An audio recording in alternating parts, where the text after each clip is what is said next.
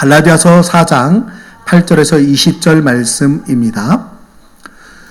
그러나 너희가 그때에는 하나님을 알지 못하여 본질상 하나님이 아닌 자들에게 종로로 다였더니 이제는 너희가 하나님을 알 뿐 아니라 더욱이 하나님이 아신 바 되었거늘 어찌하여 다시 약하고 천박한 초등학문으로 돌아가서 다시 그들에게 종로로 타려 하느냐?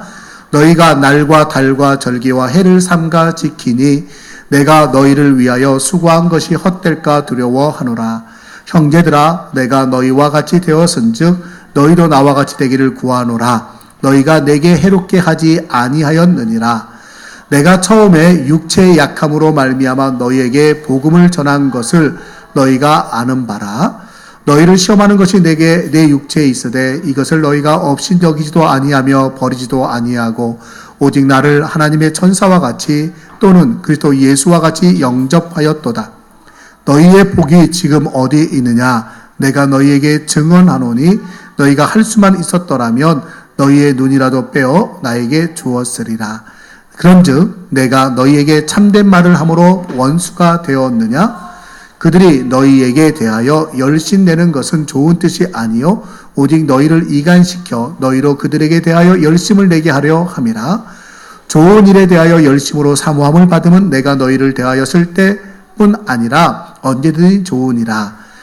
나의 자녀들아, 너희 속에 그리스도의 형상을 이루기까지 다시 너희를 위하여 해산하는 수고를 하노니 내가 이제라도 너희와 함께 있어 내 언성을 높이려 함은 너희에 대하여 의혹이 있음이라. 아멘. 다시 해산의 수고를 하라라는 제목으로 오늘 말씀을 나누려고 합니다. 해산의 수고, 결코 쉬운 일은 아니죠. 해산의 이 자리에는 보니까 이제 우리 엄마들이 많이 계셔요. 그 엄마들은 뭐예요? 해산의 수고를 해보셨어요. 저는 남사이게 해산의 수고는 해보지 않았습니다. 그런데 해산의 수고를 해보는 엄마들이 하는 말이 있어요. 신장에 결석이 있는데 그 결석이 신장 밖으로 나오려고 할 때 이제 세뇨관이라고 하죠. 그 관을 갖다가 돌이 긁어요. 그러면 엄청난 통증이 옵니다. 결석으로 인해서. 그때 그 결석에 주는 통증을 마치 출산의 고통과 거의 맞먹는다라고 얘기를 하시더라고요. 그래서 저는 농담 삼아 그렇습니다. 저는 애를 셋 낳았다고. 저는 3번 그런 경험이 있어가지고요. 진짜 힘들더라고요. 한 번은 예배 드리는데 설교 시작하는데 그때부터 아프기 시작해가지고 그 고통을 참으면서 예배를 다 드렸습니다. 쥐야 하는데 진짜 통증이 설교하는데 여기는 아프고 여기는 그렇다고 아프다고 짜증내면서 찡그리면서 할 수는 없잖아요. 그래서 그랬던 때가 벌써 15년, 20년 정도 된 것 같아요. 그러면서 그 후에 몇 번 반복이 되어졌습니다. 그래서 해산의 수고가 직접 경험은 안 했지만 간접적으로 이 정도 고통이구나 라는 걸 알 수 있었어요. 그 다음에 아플 때는요 진짜 떼굴떼굴 구르더라고요. 너무너무 힘들어요. 그게 해산의 수고인데 이 해산의 수고를 다시 하라라고 오늘 제목을 정했습니다. 다시 해산을 수고하라. 다시 하라고 하면 하시겠습니까? 애를 낳는 것이 아니라 다시 그 고통을 한번 경험해 보라고. 그것을 내가 스스로 내가 하겠노라고 한번 얘기하라고 하시겠습니까? 결코 그렇게 선뜻 대답할 사람은 없을 거라 생각됩니다. 그만큼 쉽지 않지만 오늘 제목을 정했어요. 다시 해산의 수고를 하라. 아이를 낳아 기르다 보면 정이 듭니다. 낳는 정과 기른 정이 있다고 하죠. 낳는 정이 있다라고 하면 기른 정이 있습니다. 마찬가지로 수고도 해산의 수고가 있는가 하면 양육의 수고가 있습니다. 해산의 수고가 엄청난 고통입니다. 양육의 수고는 거기에는 만큼은 따라가지 못하겠죠. 그러나 자녀를 향한 부성에 그거 꼭 필요합니다. 모성에 필요합니다. 해산의 수고만큼은 아니지만 양육의 수고는 꼭 있어야 됩니다. 만약에 해산의 수고만 하고 양육의 수고를 하지 않으면 어떻게 될까요? 아이를 낳고 방치하는 거죠. 아이는 죽을 수밖에 없습니다. 그러게 양육의 수고는 반드시 있어야 합니다. 양육의 수고를 해산의 수고에다 플러스 할 때 어떻게 되느냐? 온전한 부모가 될 수 있는 거고, 자녀는 건강한 인격을 가지고 온전한 사람으로 성장해 갈 수 있는 것입니다. 그렇기 때문에 양육의 수고가 필요합니다. 사실 오늘 본문 속에서 하는 해산의 수고, 다시 하는 해산의 수고는 양육의 수고라고도 볼 수 있을 겁니다.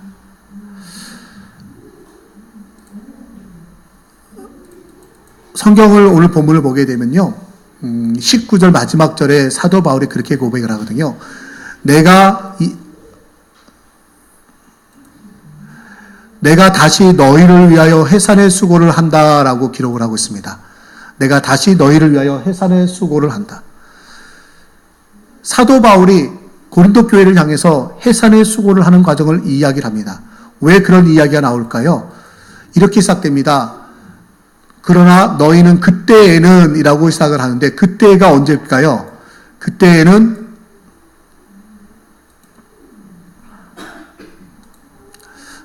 그때는 이라고 말합니다. 그때는 예수님을 알기 전의 때예요.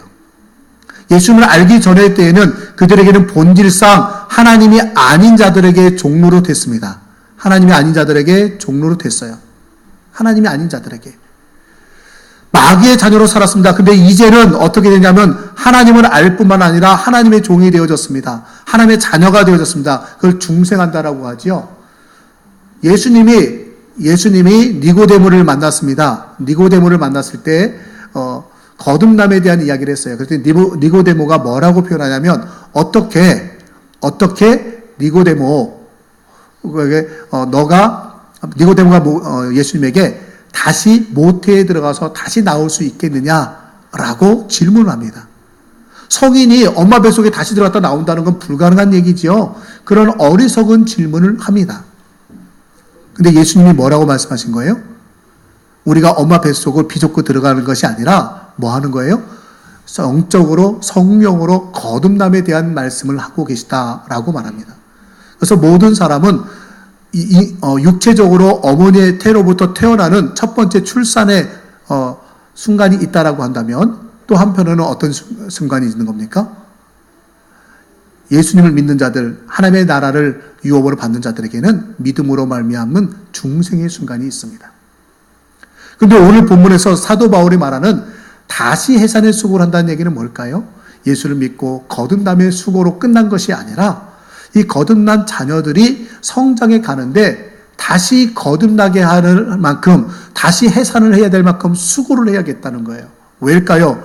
오늘 본문에 보니까 11절, 내가 너희를 위하여 수고한 것이 헛될까 두려워하노라. 내가 지금 너희를 위해서 수고했어요. 무슨 수고를 했냐면 해산의 수고를 했어요. 너희에게 복음을 전하고 너희를 낳게 했는데 지금 그것이 헛될까 두렵다라고 말을 합니다.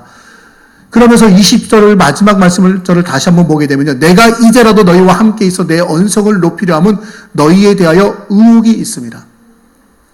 지금 사도 바울이요, 갈라디아 교회를 향해서 뭐라고 말을 하냐면, 내가 너희들 향해서 내가 목소리 좀 높여야겠다. 큰 소리 좀 내야 되겠어. 대체 이게 뭐 하는 거냐고 하면서 야단 좀 치겠다는 거예요. 내가 지금 너희한테 같이 가가지고 너희에게 야단 좀 칠 거야. 왜? 너희에 대해 의혹이 있어. 너희에 대해 의혹이 있습니다. 너희가 지금 거듭났다고 말을 하지만 정말 거듭난 자로서 살고 있니? 아니지 않냐? 라고 말하면서 내가 좀 목소리 좀 높여야겠다고, 언성 좀 높여야 되겠다고, 큰 소리 치면서 야단 좀 쳐야겠다라고 이야기를 하고 있습니다. 왜 그런 일들이 벌어졌나요? 조금만 더 자세하게 한번 살펴보려고 합니다.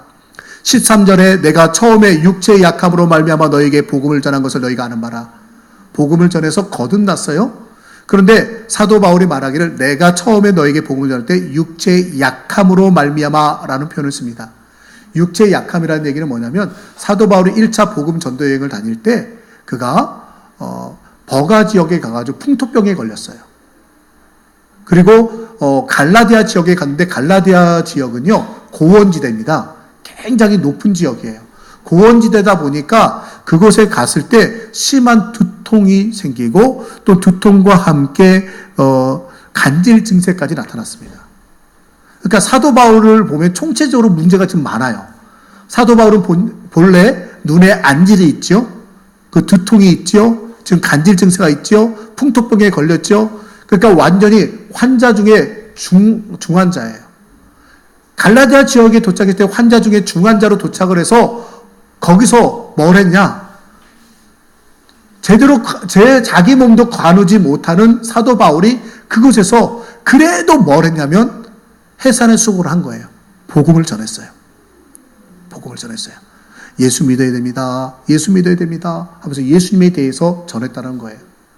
그런데 14절 너희를 시험하는 것이 내 육체에 있을 때 내가 내세울 것이 없어요. 부족해요. 연약해요. 그런데 너희가 나를 업신여기지도 아니고 버리지도 아니하고 오직 나를 하나님의 천사와 같이 또는 그리스도 예수와 같이 영접하였도다. 사실 우리 육체적으로 보면 우리 부모님들이 자녀를 낳았습니다. 자, 자녀를 낳을 때 우리 낳는 부모님의 그때 상황, 여건이 다 좋기만 한가요? 속된 표현으로 흙수저, 금수저 얘기를 해요. 자, 태어나는 아이들이요, 모든 환경이 최고로 좋고 유복하고 풍성한 가운데 태어나나요? 아니에요. 어떤 아이는요, 부모님이 정말 끼니를 걱정해야 되는 집에서 태어나길 수도 있어요. 어떤 집은요, 부모님이 건강이 좋지 않은 집에 태어날 수도 있어요. 어떤 경우는요, 크게 걱정거리는 없지만 그렇다고 여유 있지는 않아요. 그냥 다른 사람 하는 만큼 따라가긴 하지만 또 내일을 위해서 또 추구하고 애써야 되는 오늘의 그 수고가 있는 가정도 있어요. 예수님도 이 땅에 오실 때는 어떤 모습으로 오셨나요? 어린 아이의 모습으로 출생의 과정을 거쳤습니다. 예수님이 오실 때 예수님의 가족의 상황은 어땠나요? 얼마나 가난했는지요? 굉장히 가난했어요. 호적가로 갔는데 산부가 산딸이 가까웠는데도 불구하고 기고할 몸을 풀 만한 거처도 구하지 못할 정도로 사람들이 많이 왔기 때문이도 맞아요. 그러나 거처를 구할 만큼 여유가 없었어요. 그래서 예수님을 모시고 예수님이 어릴 때 8일 만에 할례를 행하러 갈 때요, 그들이 가져간 예물이 뭔지 아세요? 비둘기 방구예요. 한 마리도 아니고 비둘기 방구, 비둘기 반마리.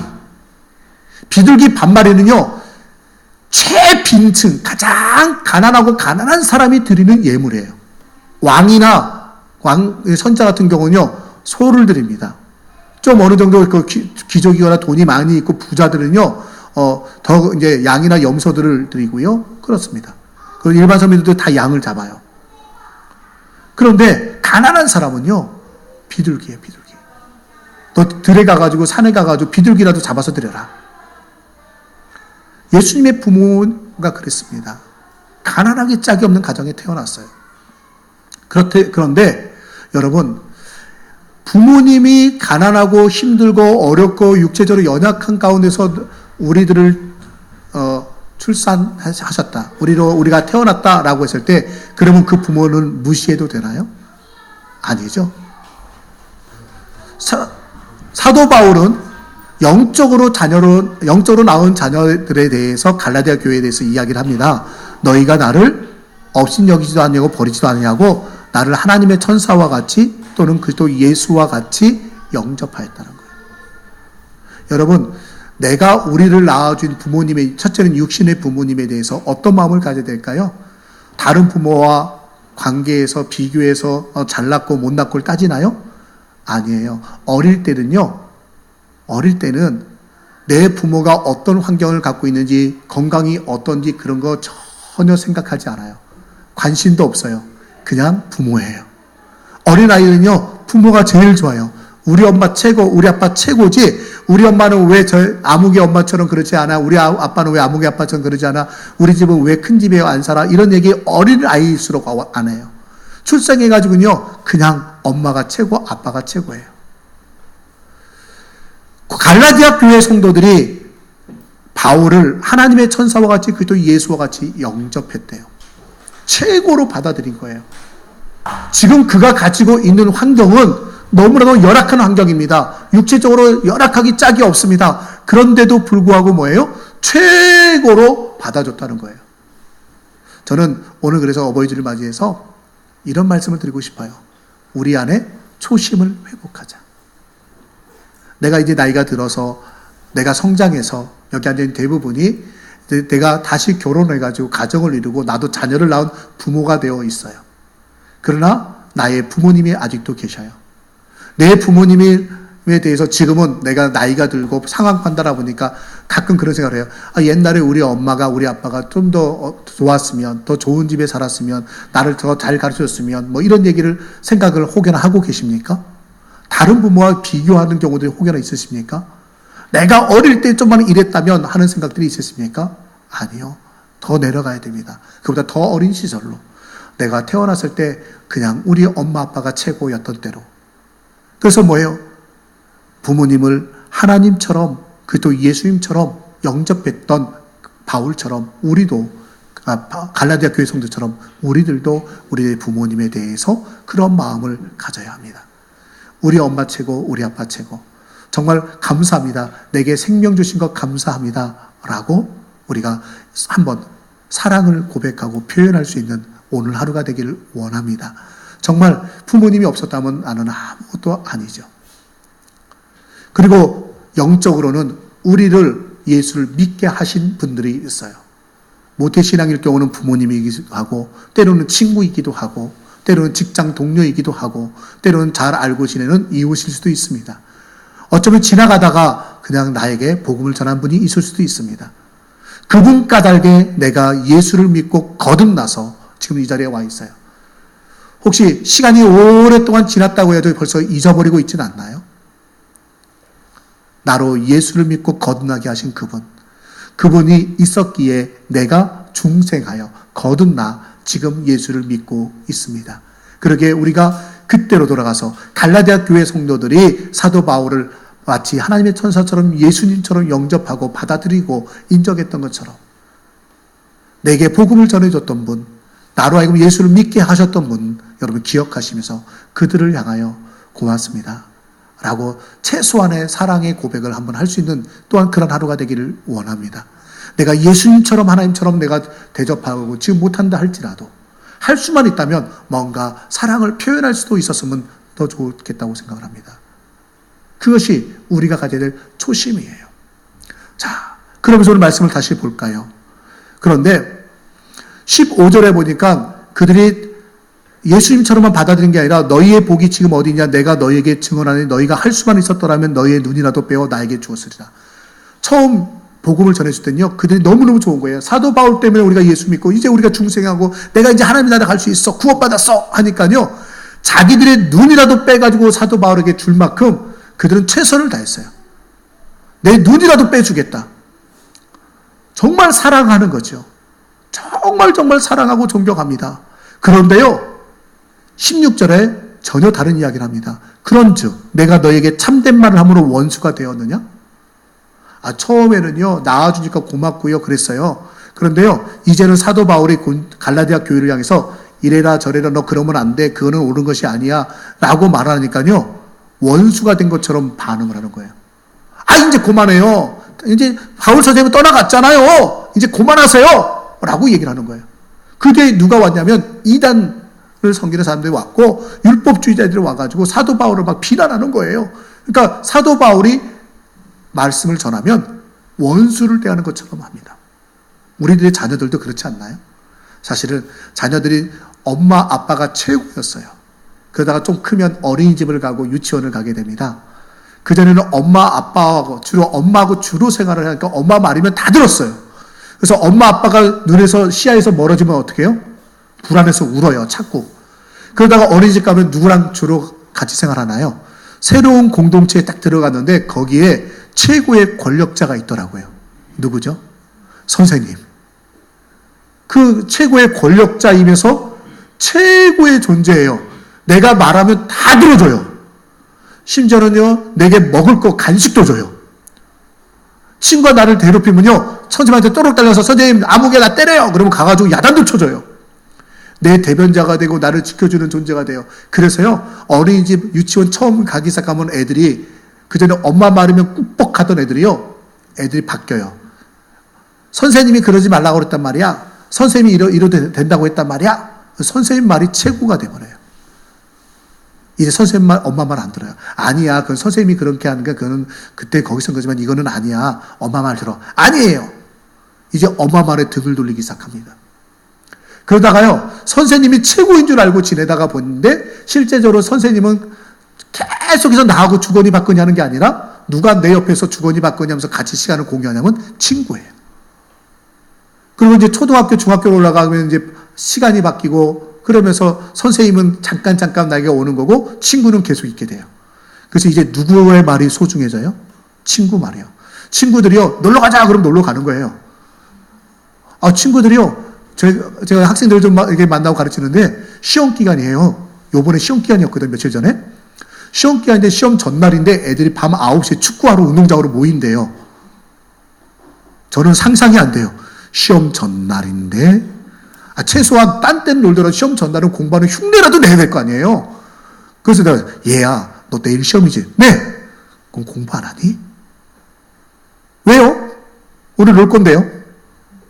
그러면서 전화를 쫙 돌려요, 친구들한테 전화 비상전화만 딱 돌려서, 야, 9시까지 여기 학교로 모여! 그랬더니 애들이, 알았어! 그러더니, 우르르 모여 15명 모여서 축구했대요. 도무지 이해가 안 돼요. 왜 15명이 모여서 축구했느냐? 이제 다음 주에 지금 지난주부터 이번 주 학교 축제 기간인데, 반대항 축구샵이 있어요. 남학생, 여학생 학교에서 다 모이는 거예요. 친구 말이 최고예요. 공부해야지. 아니요. 노는 거죠. 운동해야죠. 그럼 너 이렇게 말하면 엄마한테 이른다? 엄마한테 전화를 딱 했어요. 그때 애가 뭐라잖아요.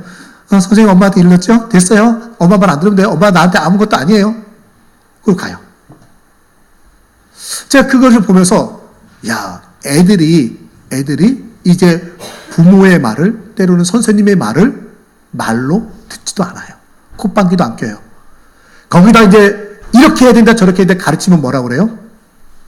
자기의 말을 안 들어주고 자기를 편하게 안 해줬다고 해가지고요, 원수 대하듯이 해요. 등 돌려요. 마음을 닫아버려요. 아이들이 커가면서 사춘기가 들어가면요, 자기가 인생의 주인이 돼버려요. 자기 고집대로 해야 돼요. 그런데요, 신앙 안에도 그렇다라는 거죠. 신앙 안에도. 오늘 사도 바울이 그를 얘기하는 거예요. 너희들이 내가 나왔을 때 너희가 처음에는 나를 예수님처럼 하나님처럼 대하고 심지어는 너희 눈이라도 내게 빼어줄 것처럼 다 가지고을 배우고 다 내줄 것처럼 하더니 아빠 없으면 안 돼. 사도 바울 선생님 없으면 안 돼. 그러더니 이제 와서는 뭐예요? 원수 대하듯이 산다는 거예요. 자녀를 키울 때도 그런 경험들을 해보셨을 겁니다. 사도 바울은 영적으로 자녀를 낳았을 때 그런 경험을 하게 되는 겁니다. 여러분, 우리 자신 한번 돌아볼까요? 우리는 그렇게 안 했나요? 우리 부모님에게 이렇게 원수 대하듯이 참말을 해도 지도를 해줘도 아니에요. 내가 이제 다 컸어요. 나도 이제 어른인데요. 이제 내 뜻대로 할 거예요. 지금 시대가 바뀌었어요. 변했어요. 혹시 그러고 있지는 않나요? 여러분, 그때 우리 초심으로 한번 다시 돌아가기를 원합니다. 나를 낳아주신 부모님, 그 부모님한테 네 라고 한번 말한다면, 사실 그러고 나서 잘 안 하더라도 그 네라는 말을 듣는 순간 뭐예요? 가장 기뻐하고 즐거워하는 게 부모더라라는 겁니다. 우리가 그런 마음으로 다시 한번 돌아갈 수 있기를 원합니다. 사도 바울이 그 마음을 갖는 거예요. 너무너무 안타까운 거예요. 나를 원수 대하는 그들을 바라보면서 그런 거예요. 하나님의 말씀을 따라가지 않습니다. 그들을 향해서 사도 바울이 지금 안타까운 마음을 가지면서 하는 얘기가 그러는 거예요. 지금 너희에게 대해 열심을 내는 것이 좋은 뜻이 아니야. 다른 누군가가. 그러면서 옆에 와서 친구들이 와가지고, 야, 놀자. 지금 뭐 한다. 또는 뭐 세상 친구들이, 야, 꼭 교회 꼭 가야만 하냐. 일주일에 한 번 가긴 하는데, 야, 매주 갈 필요 있어. 한 달에 한 번은 빠질 수 있잖아. 그러다가 한 달에 한 번만 가지. 야, 뭐 이렇게 가서 수고하냐. 너가 아니면 안 되냐. 등등 하면서 세상 친구들이 유혹을 해요. 그런데 다 나를 위한 것 같아요. 야, 너도 너의 인생이 있잖아. 야, 너도 너의 경제를 책임져야 될 거 아니야? 그러면서 나를 위한 듯이 무언가를 할 때 뭐예요? 사람들이 그 말을 좋게 여겨 따라가기 시작하더라는 겁니다. 그러면서 하는 말이 뭐냐면 사도 바울이 오직 너희를 이간시켜 너희로 그들에게 대하여 열심을 내게 하는 것이라. 다시 말해서 사도 바울과 갈라디아 교회 성도들, 하나님과 갈라디아 교회 성도들 사이를 이간시키는 거예요. 그러면서 내가 보기에는 좋은 것 같으나 사실은 그것이 좋지만은 않은 것들. 친구들 얘기가 다 옳은 것 같으나 사실은 친구들이 노는 것만, 지금 당장은 좋지만 내 인생의 미래에는 정말 긍정적이지 않은 일들을 이야기할 때가 얼마나 많습니까? 처음 듣기는 좋은 열심 같아요. 그러나 지금 그들에게 좋은 열심이고 내게는 좋은 열심이 아닐 수 있다는 거죠. 신앙생활도 그렇습니다. 그러면서 저는 이런 질문을 다시 한번 제 스스로에게 던지고 여러분에게 던져봅니다. 지금 나는 무엇에 열심을 내고 있는가? 무엇에 열심을 내고 있는가? 어린 아이들이 부모와 관계를 갖는 데 열심히 있으면요, 정말 그 가정은 행복합니다. 부모의 마음이 기쁘고요, 늘 편안하고요, 그래서 자녀를 위해서 정말 행복한 마음으로 항상 웃는 모습으로 대할 수 있어요.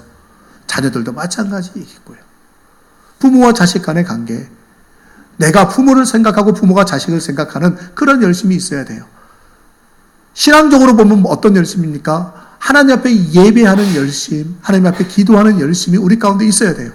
근데 교회는 다니다고 예수 믿는다고 하는데 예배하기를 주저하고 기도하기를 주저해요. 가끔 가물에 콩나듯이 살짝 와서 뭐예요? 기도한다고 하고 예배한다고 해요.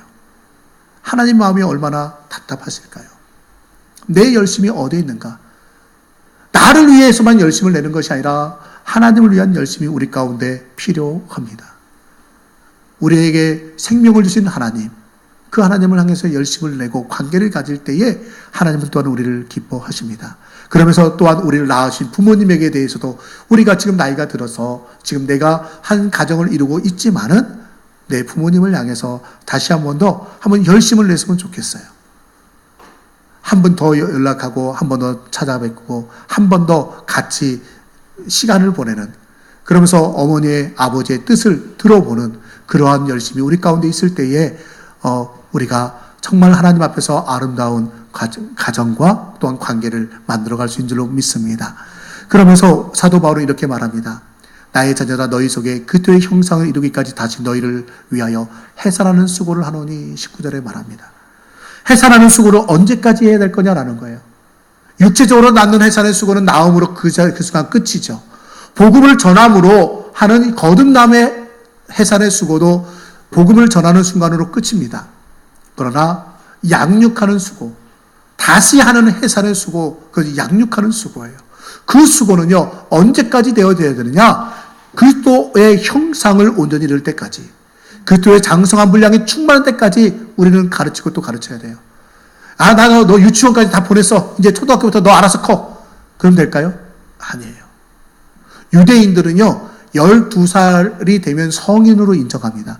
그래서 예수님이 12살이 되었을 때 예루살렘으로 처음으로 유월절을 지키기 위해서 올라가셨어요. 왜냐하면 성인이 되었기 때문에.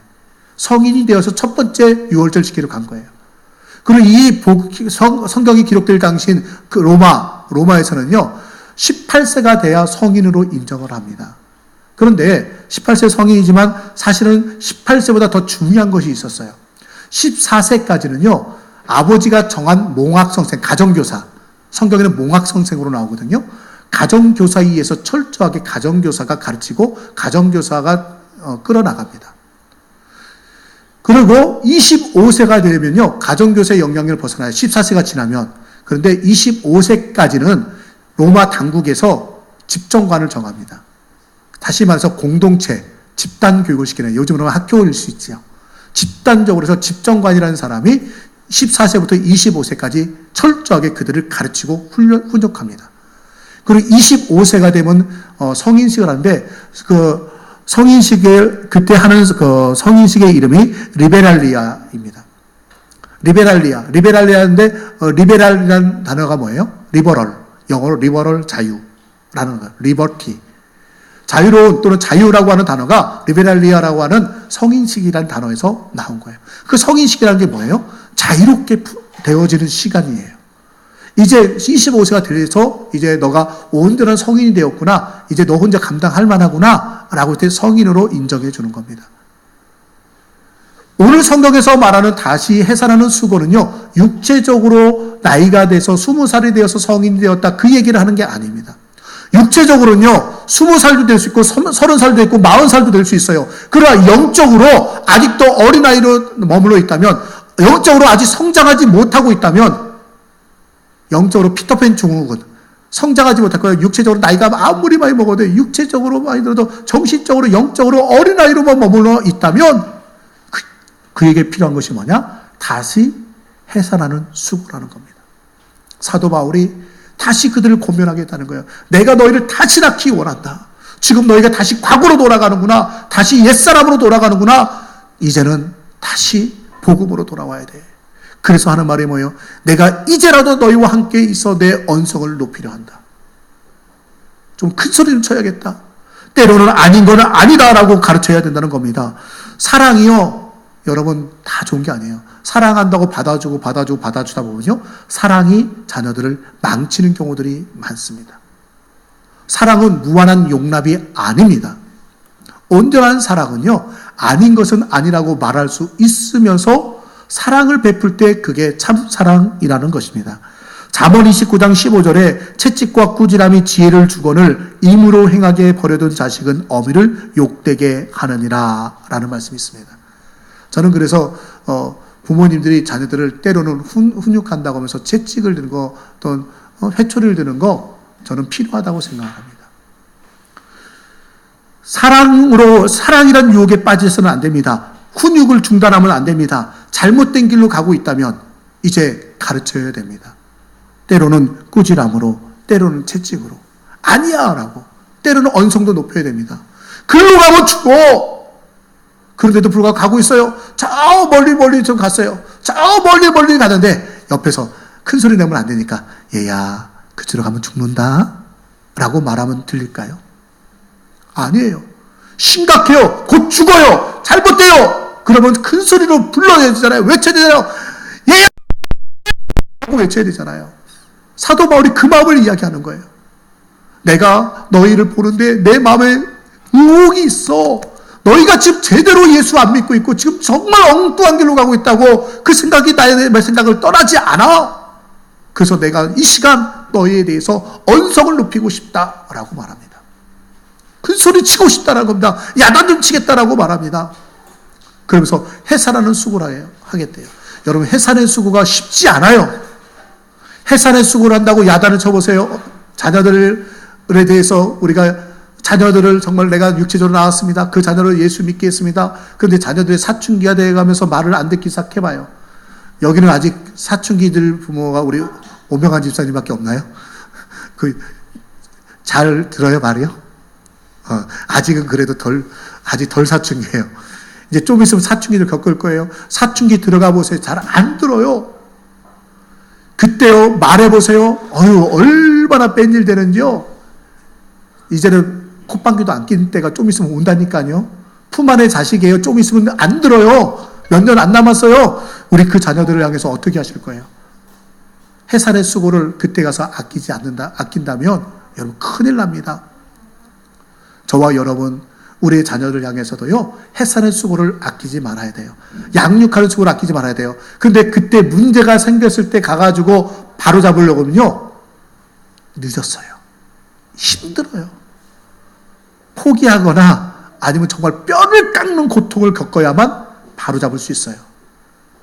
우리 성도님들이 전부 다 아이들이 어려요. 이제 2살, 3살, 4살, 5, 6, 7, 8 아직 10대도 안 됐어요. 어린 아이들이에요. 여러분 어리다고요? 목사님 그 해산의 수고 아직 안 해도 돼요. 애들 잘 크고 있어요. 좀 잘 들어요. 그러면 끝날까요? 아니에요. 지금부터 바로 잡아줘야 돼요. 지금부터 좋은 습관을 들여줘야 돼요. 지금부터 해산의 수고를 해야 돼요. 지금부터 나누어서 해산의 수고를 할 때 나중에 정말 고통스러운 해산의 수고를 안 하셔도 됩니다. 저와 여러분이 정말 다시 하는 해산의 수고를 우리가 한번 생각해 볼 수 있기 원하는데 두 가지 측면에서 보자는 겁니다. 첫 번째는 자녀의 측면에서, 두 번째는 부모의 측면에서. 자녀의 측면에서 우리가 나를 낳으신 부모에 대해서 다시 한번 더 감사를 표현하고, 내게 복음을 전해준 그들에 대해서 감사를 표현하고, 내가 부모의 입장에서는 내가 수고하여 낳은 내 육체의 자녀들을 향해서 다시 해산의 수고를 해야 됩니다.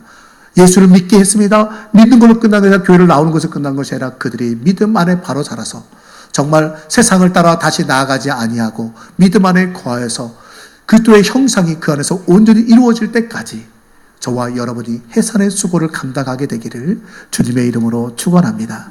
기도하겠습니다. 우리 이 시간에는 우리 자녀들을 생각하면서 한번 기도하는 생각기를 원합니다. 하나님, 내가 다시 해산의 수고를 하겠습니다. 어쩌면 부모님들이 여러분 몇 분 계신데 부모님들의 입장에서 보면 자녀들이 다 컸어요. 벌써 성인이 되었고 가정을 이루었어요. 그래도 부모님들한테는요, 죽는 그 순간까지 자녀는 자녀입니다. 내 자녀를 위해서 다시 한번 해산의 수고를 하기로 이 사람 한번 결심하기를 원합니다. 그들을 위해서 기도하고 그들을 하나님께 맡기고 또한 내 자녀를 말씀 안에서 잘 양육하기 위해서 해산의 수고를 하겠노라고 우리 결단하시면서 기도하기 원하고 또한 우리 부모님이 지금도 살아 계시다면 하나님, 나를 이 해산의 수고를 통해서 나를 낳고 생명을 주신 우리 부모님을 향해서 사랑합니다 고백하는 저희들 되게 해달라고 이 시간에 우리 부모님과 우리 자녀를 생각하면서 잠시 기도드리도록 하겠습니다. 기도하 후에 제가 축도하고 마치도록 하겠습니다. 함께 기도합니다.